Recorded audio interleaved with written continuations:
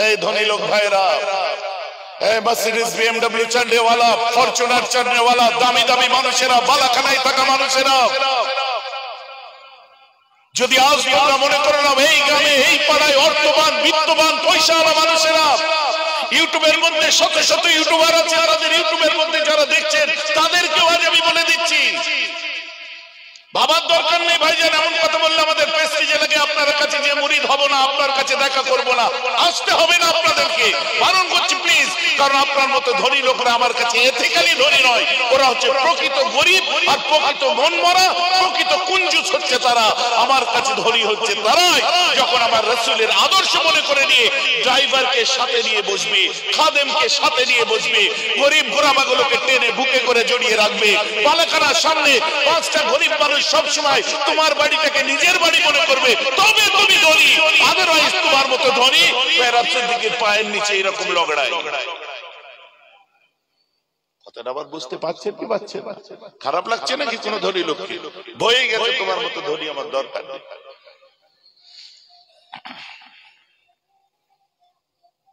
আমার মুসলমান, রাগ করার দরকার নেই, জবান আমাদের ঠিক নেই।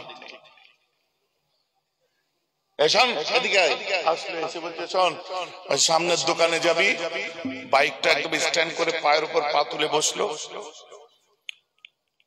বললো দোকানে যা, যে দুটো স্পেশাল চা দিবি, একটা আমার আর একটা তোর। হ্যাঁ আসুন, চা করার আগে বলে দিবি আমার নাম বলবি। মনে মনে বলছে তোমার নাম বললি গাল দেবে। অনেকজন বলে না তুমি ওই জায়গায় গেছিলে, আমার নাম বলতে পারবে, পারতে আমার নাম বলতে পারতে, আর তাকে তো বলতে পারছি না যে তোমার নাম বলেছি, এত বিচ্ছিরি খিস্তি বেড়েছে কি বলবো। বলো ওই ওই ওই ছেলে, আমি আর কিছু বলিনি, বলো তোমার নাম বললি গাল দে। ইশারে কে আর বলতে পারছে? কোন রকমের চাটা নিয়ে এসেছে, ফোন এসে গেছে, hello, yes, yes, yes, don't worry about that, I will manage that, I will arrange that, okay? Today is Sunday, Monday, and next tomorrow Tuesday, okay, no problem. Tuesday I will submit that definitely. This is gentleman promise, no problem. Okay, okay, okay. Dada, Dada cha, Dada cha, chok, chok, chok, chok. ভদ্রলোকের কথা, কালকে আমি 12টার মধ্যে ওটা করে দেবো, আপনি 2টোর দিকে দেবেন, চেক ক্লিয়ার হয়ে যাবে, ব্যাস। ভদ্রলোকের কথা, জেন্টলম্যান প্রমিস, টেনশন নিচ্ছেন কি? Okay okay okay, no problem, have a good day, thank you. তুই যখন তখন চা বলছিস, তুই জানিস কি হয়েছে? কার ফোন ছিল? কার ফোন? লাখ লাখ টাকার ডিলিং ছিল, তুই জানিস? আল্লাহ কি রে, ও লাখ লাখ টাকার ডিলিং নয়, যে বাইকে বসে আছে ও 3টে কিস্তি ফেল হয়ে গেছে, ফাইন্যান্সার ফোন করে বলছে পয়সা দিবি, নাহলে বাগজোলা বাজারে গালে চড় মেরে তোর বাইক কেড়ে নেবো। বাইক নিয়ে ফুটানি দেখাচ্ছে খরচ, মরে পিঠে একটা বাইক কিনে ফেলেছে আর মানুষকে মানুষ মনে করছে। তাহলে তুই আমার মতো গাড়ি কিনলে কি করতিস? ভাইজান শুনতে খারাপ লাগছে না? ট্র্যাক্টর চালায়, তারপরে না একটু ভালো পরে ওয়াচ করা যাবে। তোমার গায়ে লাগছে কেন? তুমি তো ঠিক মতো কিস্তি দাও, তোমার তো গায়ে লাগার কথা নয়। গায়ে তো জায়গা মতো লাগবে যারা পাকামো করে। যার যেখানে ঘা আছে ঠিক লাগবে, জ্বালা করে উঠবে, তোমার কি আছে এতে? শোনো, হযরত উসমান গনি রাদিয়াল্লাহু আনহু জিন্নুরাইনের কথা বলি, আরে আবার রাসূলের রওজায়ে আকদাসের ওখানে যাবেন, উসমান গনির ঘরটা দেখতে পাবেন, যেটা এখন মসজিদ হয়ে গেছে, বুঝতে? একটুখানি ছোট্ট করে বলবো, আমি লম্বা ঘটনা বলি না। আল্লাহ রাসূলের কাছে একজন আসলেন, এসে বলছে হুজুর আমার খুব গরিব, আমার মেয়ের বিয়ে দিতে হবে, হুজুর এখন আমি কি করব? ঘরে যে আম্মাজান আয়েশার সঙ্গে কথা বললাম, ফিরে আমি একটু চা দেন না, কমিটির ভাইরা কই? চা খান না, চা খাই, একটু চা খান ভাই। হ্যাঁ, বেশি দূরে যেতে হবে না, সামনে যেখানে পাবেন ওখান থেকে নিয়ে নেবেন।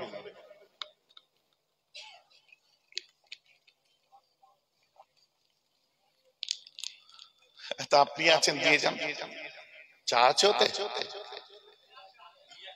এটাকে বিক্রি করছেন?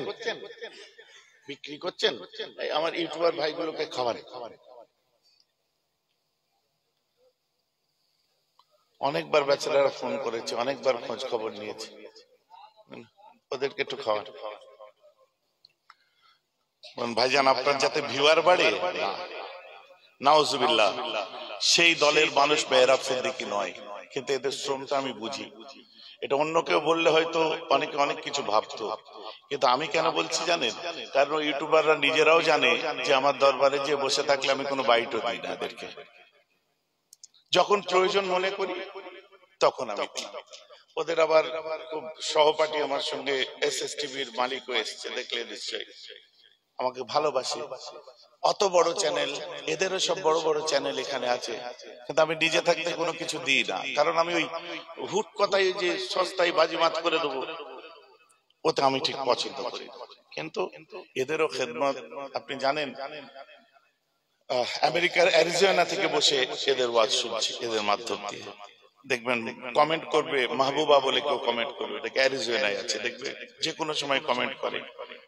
তারপরে বস্টন থেকে দেখছে, ইটালি থেকে দেখছে, তারপরে আপনার কেপ টাউন থেকে দেখছে, সব আমাকে পরে যতটুকু ভালো লাগে অতটুকু ওরা আবার পাঠায়, সব এদের চ্যানেল থেকে দেখে। তা আপনারা যেমন জলসাটা এখানে হচ্ছে, এরকম সারা বিশ্বের মানুষ দেখছে, এটা এবার আমাদের দেশে তো আছেই আছে। তো যাই হোক, মুসলমান খেয়াল করে শুনে রেখে দিন,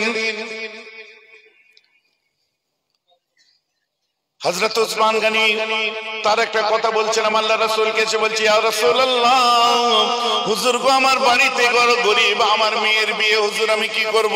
আল্লাহ রাসূল বাড়িতে আম্মা জান আয়েশার কাছে গেছেন, যে দেখে বাড়িতে কিছুই নেই।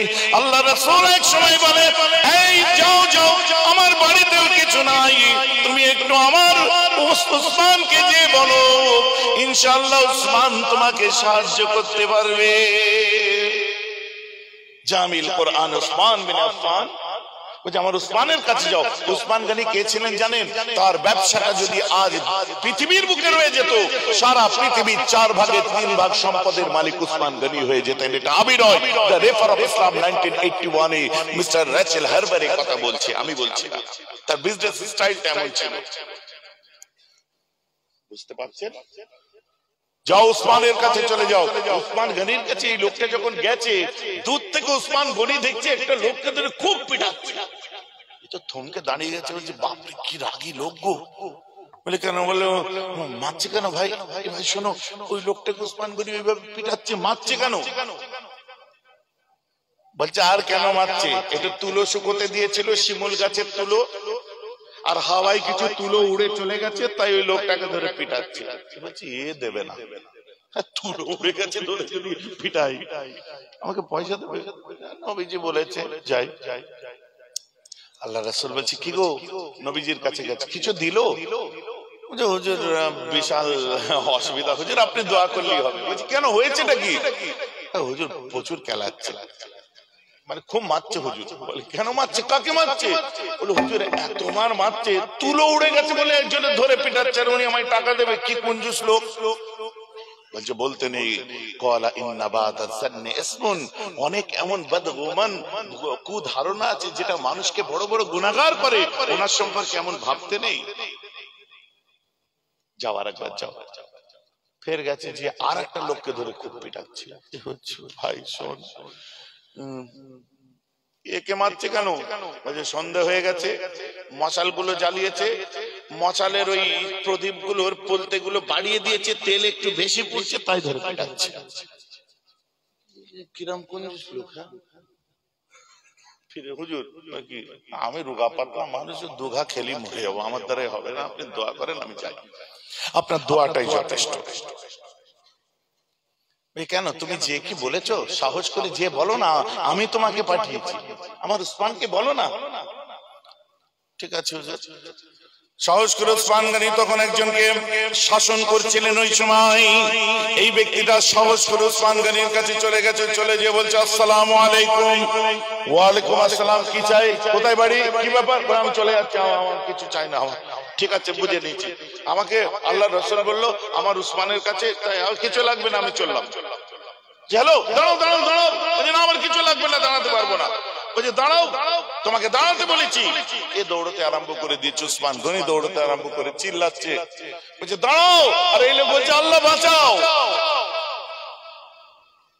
হঠাৎ করে পেছন থেকে বলছে তোমাকে যে পাঠিয়েছিল আমি তার তাওয়াসসুল, তার দোহাই, তার হুরমতে আমি তোমাকে বলছি, তুমি তার দোহাই দিচ্ছি, তুমি দাঁড়িয়ে যাও।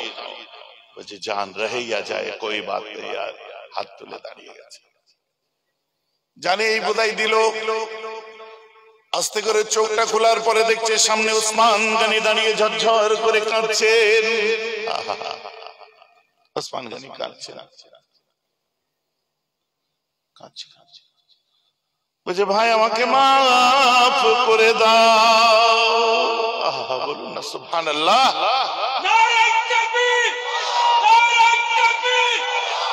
ভাই আমাকে মাফ করে দাও।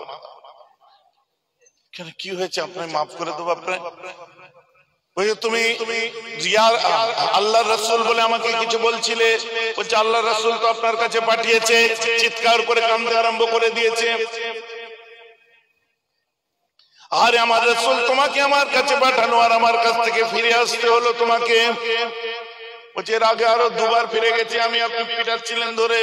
আরো চিৎকার করে কাঁদছে, উসমান তুই এত বড় বেয়াদব হয়ে গেছিস, আল্লাহর রাসূল তোর কাছে কাউকে পাঠিয়েছে। আর উসমান সেই মানুষটা তোর দূর থেকে তিন বার ঘুরে চলে গেছে। কোকি বাচ্চা ছেলের মতো কাঁদছে,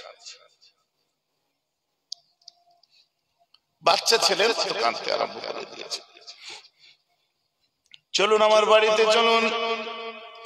বাড়িতে যাওয়ার পর নিজের আমামা মুবারক, আমামা মানে পাগড়ি মুবারক বিছিয়ে দিয়ে বলছে বসুন, আপনি আমার রাসূলের পাঠানো মেহমান। সুবহানাল্লাহ, আমার রাসূলের পাঠানো মেহমান, আপনি বসুন। ভেতর থেকে কিছু ড্রাই ফ্রুট, খুরমা টুরমা, এই সমস্ত খাদ্যদ্রব্য ভেতর থেকে এনে ওনাকে খাইয়েছে। খাওয়ার পরে বলছে আমার রাসূল কেন পাঠিয়েছে আপনি একটু বলুন। বলছে আমার মেয়ের বিয়ে, আল্লাহর রাসূলের বাড়িতে কিছু ছিল না, তাই আমার রাসূল এই সময় বললেন আমার উসমানের কাছে চলে যাও, উসমান তোমাকে কখনো বিমুখ করবে না। আমার রাসূল আমার উসমান বলেছে। বলছে হ্যাঁ। আরো কাঁদতে আরম্ভ করে দিয়েছে। খাদেমকে ডেকে বলল তায়েফের এখানে ওয়াদি নাখলার পাশে সবথেকে বড় খেজুরের বাগান যেটা আছে এক্ষুনি ওর নামে লিখে দাও। বলেন না সুবহানাল্লাহ। ওয়াদি নাখলাটা ওর নামে লিখে দাও।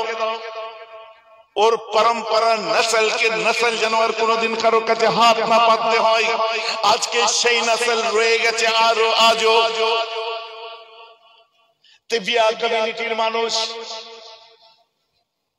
কথা বুঝতে পারছেন না,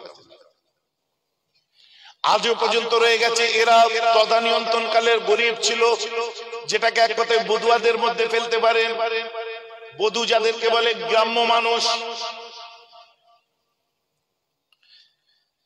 আর তার খেজুরের বাগানে যেটা ওসমান গনি তাকে গিফট করেছিলেন, এত শত বিঘে খেজুরের বাগান, ওই সময়তে যারা তেজারতের উদ্দেশ্যে শামের দিকে আসতো ওই জায়গাটা ওরা আরাম পেত, কারণ ওই বাগানের পাশ দিয়ে যখনই যেত এত সুন্দর খেজুর ধরতো, আসমান পর্যন্ত দেখা যেত না, খেজুরের গাছ দিয়ে ঢাকা থাকতো রাস্তা। আজও রয়ে গেছে। তারা আজ ধনী কমিউনিটির, তারা বড় মাপের ধনী লোক, কিন্তু উসমান গনি রাসূলের একটা কথার উপরে তাকে দান করেছিল। ইতিহাস আমি বিস্তারিত পরে শোনাবো। বক্তব্যটা একটু শুধু বুঝিয়ে দিই আপনাদের। পরে বলল যে এখন তোমার মেয়ের বিয়ে তুমি কি করবে। আবার খাদেমকে বলল শোনো, আমার যে আজকে ব্যবসা থেকে, সিরিয়া থেকে, শাম থেকে যে উটগুলো ফেরার কথা ছিল ওটা কি ফিরেছে? বলছে হুজুর 70 খানা উট আসছে, সন্ধ্যার মধ্যে ফিরে যা, কিছুক্ষণের মধ্যে ঢুকে যাবে। ওই সময় বলছে ওর মধ্যে মুকদ্দমাতুল জায়শ, সব থেকে সামনের সারির যে উটটা আছে ওই উটটা ওকে দিয়ে দাও। আর মুকদ্দমাতুল জায়শ সেটাকে বলে যে ওই উটটা যেদিকে যাবে পিছনের 69টা উট সেদিকে যাবে। আল্লাহ রাসূলের ওইটুকু কথা অনুযায়ী ওভারলোড করা 70 খানা উট ওই গরীবটাকে দান করে দেয়। আর ধনীকে, গরীবকে এটা বোঝার মতো আপনার ক্ষমতা নাই, আপনি মূল্যায়ন করতে পারবেন না।